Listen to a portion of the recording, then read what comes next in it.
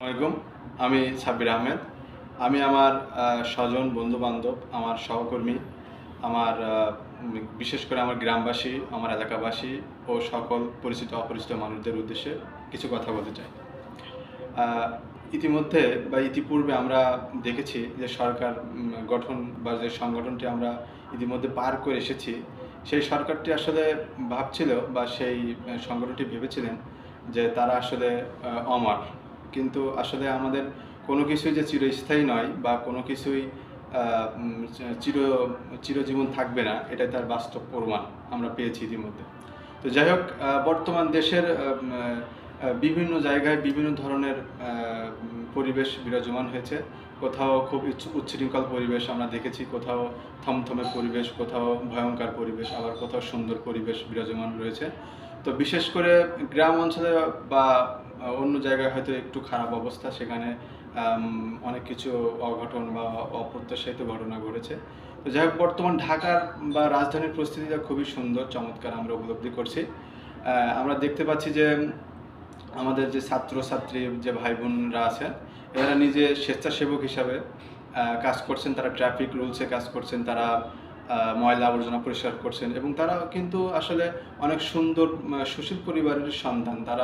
তারাও অনেক ময়লা আবর্জনা নিজের হাতে পরিষ্কার করছেন। অনেক জায়গায় যেখানে কখনো ময়লা আবর্জনা পরিষ্কার করা হয়নি, সেগুলো পরিষ্কার করছেন এবং যেখানে কখনো আসলে ট্রাফিক থাকতো না, ট্রাফিক পুলিশ থাকতো না, সেখানেও আসলে তারা ট্রাফিক রুলসটা জারি করেছেন এবং সেটা মানতে হচ্ছে, সকলকে মানছে।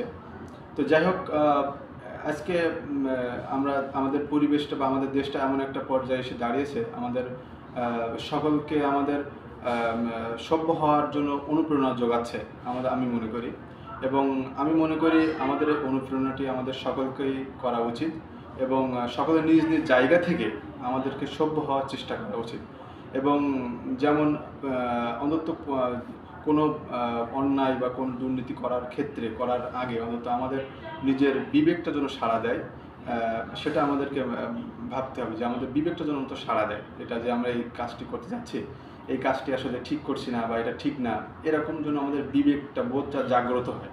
আজকে সেই সময়টি এসেছে আমাদের দেশকে, আমরা নিজেদের জাতিকে একটি সুশীল জাতিকে পরিণত করার জন্য এবং আমাদের সকলের নিজ নিজ জায়গা থেকে কাজ করতে হবে এবং সকলের শান্তি প্রতিষ্ঠা করার চেষ্টা করতে হবে। এবং আজকে যে আমাদের প্রত্যেকেরই যে বাক স্বাধীনতাটি আমরা পেয়েছি, এই বাক স্বাধীনতাটি ধরে রাখার জন্য এবং আমাদের যে স্বাধীনতাটা আমরা পেয়েছি, এই স্বাধীনতাটা ধরে রাখার জন্য আমাদের সকলের নিজ নিজ জায়গা থেকে যতটুকু সম্ভব যেখান থেকে কাজ করতে হবে এবং কোনো অন্যায়কে প্রশ্রয় দেওয়া যাবে না এবং সকল ক্ষেত্রে সকল নিজ নিজ জায়গা থেকে প্রতিরোধ গড়ে তুলতে হবে।